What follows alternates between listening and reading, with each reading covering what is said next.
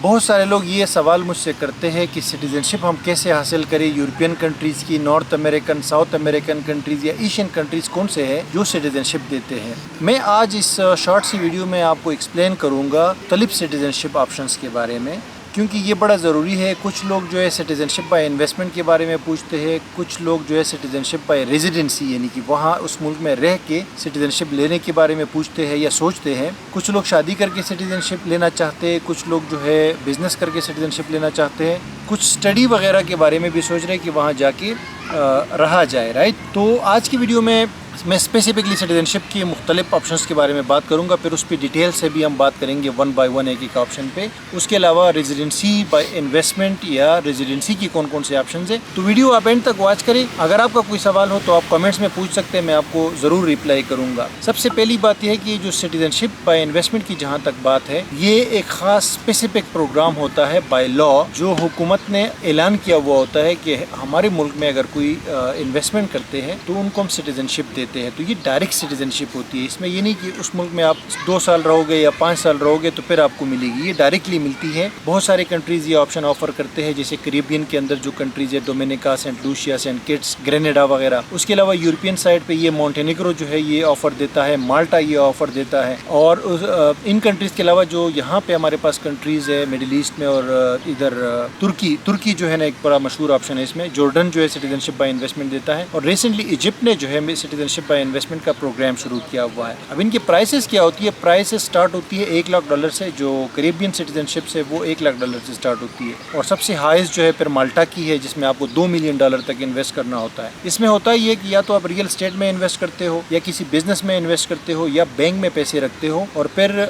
6 مہینے سے لے کے 1 سال کے درمیان میں آپ کو سٹیزن شپ مل جاتی ہے۔ آپ ڈائریکٹلی اپلائی کر سکتے ہو، اپنے فیملی کو بھی اس میں انکلوڈ کر سکتے ہو، جیسے آپ کی بیوی بچے ہو گئے 18 سال تک۔ اس کے علاوہ یہ تو بہت کامن ہے، یہ ان لوگوں کے لیے ہے جن کے پاس بہت سارا سرمایہ ہوتا ہے، تو وہ لوگ جو ہے نا اس والے آپشن پہ جا سکتے ہیں۔ پھر جو کامن لوگ ہیں، جو عام لوگ ہیں، مڈل کلاس لوگ ہیں، یا جن کے پاس انویسٹمنٹ کم ہوتی ہے، $10,000 $20,000 یا $50,000 سے کم انویسٹمنٹ ہوتی ہے، وہ لوگ کہتے ہیں کہ ہمارے لیے کون سا آپشن ہے۔ ان لوگوں کے لیے یہ آپشن ہوتا ہے کہ آپ کسی بھی کنٹری میں یا جاب حاصل کریں، یا جو ہے وہاں پہ کوئی چھوٹا موٹا بزنس شروع کریں، اور یا جو ہے کسی بھی لیگل طریقے سے وہاں جائیں اور وہاں پہ رہے، آپ کو اس کنٹری کا سٹیزن شپ مل سکتا ہے۔ اور اس میں ہر کنٹری کی الگ الگ جو ہے وہ ریکوائرمنٹس ہے ریزیڈنسی کی۔ ریزیڈنسی مینس کہ وہاں پہ آپ نے رہنا ہے لیگل، تب جا کے آپ اپلائی کر سکتے ہو۔ موسٹلی جو یورپین کنٹریز ہے وہ 5 سال کے بعد آپ کو یہ حق دیتی ہے کہ آپ وہاں کا سٹیزن شپ لے سکتے ہو، جیسے پرتگال ہے، جرمنی نے بھی لا پاس کر دیا ہے۔ اس کے علاوہ جو ہے آئرلینڈ ہے، نیدرلینڈ ہے، سویڈن ہے، یہ ساری کنٹریز آپ کو 4 سے 5 سال کے اندر جو ہے سٹیزن شپ۔ اس کے بعد جو ہے اگر ہم نارتھ امریکہ کی بات کریں تو اس میں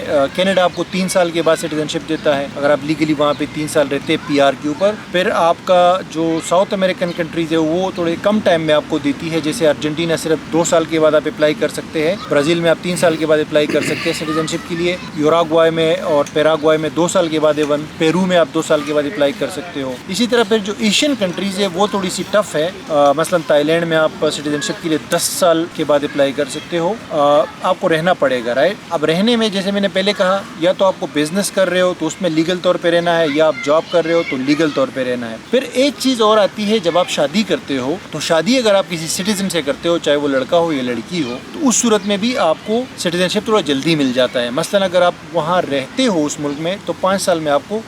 سٹیزن شپ ملے گی، اور اگر آپ شادی کرتے ہو کسی سٹیزن سے تو پھر 3 سال کے بعد جو ہے پھر آپ کو سٹیزن شپ مل جاتی ہے۔ مثلا ابھی میں ترکی میں بیٹھا ہوا ہوں، ترکی میں اگر آپ یہاں پہ شادی کرتے ہو 3 سال لیگلی رہنے کے بعد آپ سٹیزن شپ کے لیے اپلائی کر سکتے، اور اس ملک کا لینگویج بھی آنا ضروری ہے، کیونکہ زیادہ تر جو کنٹریز ہے وہ ریکوائر کرتی ہے اپلیکینٹ سے کہ ان کو ان کی لینگویج آنا چاہیے اور ان کے کلچر کے بارے میں معلوم ہونا چاہیے، تو تب جا کے آپ یہ کر سکتے ہو۔ تو شادی میں تھوڑا سا اسٹریٹ فارورڈ ہو جاتا ہے آپ کا یہ جو سٹیزن شپ کا پروسیس ہے۔ تو یہ چند ایک طریقے ہیں، آپ 1 بائی 1 جو ہے اس پہ میں ویڈیوز بھی بناؤں گا، ٹائم ٹو ٹائم آپ کے ساتھ شیئر کروں گا، آپ یہ ویڈیو شیئر کریں اپنے دوستوں کے ساتھ۔ تو اگر آپ کا کوئی کویسچن ہے اس حوالے سے اسپیسیفک، تاکہ آنے والی ویڈیوز میں کس ٹاپک پہ بناؤں، تو آپ نیچے کامنٹ میں ضرور وہ لکھیں، تاکہ میں 1 بائی 1 آپ لوگوں کے لیے پھر اسپیسیفک اس پروگرام کے اوپر بات کروں کہ اس کی اپنی ریکوائرمنٹس کیا ہے، آپ نے کیا کرنا ہے، کس طریقے سے اس کنٹری میں جا سکتے ہو۔ کیونکہ میرا پچھلے 7-8 سال سے یہی میری فیلڈ ہے، اسی کے اوپر میری ریسرچ ہے، اسی چیز کے اوپر میں کام کر رہا ہوں۔ تو آئی ہوپ کہ یہ ویڈیو آپ کو پسند آئے ہوگی۔ انشاءاللہ ملتا ہوں آپ سے اگلی ویڈیو میں بہت جلد۔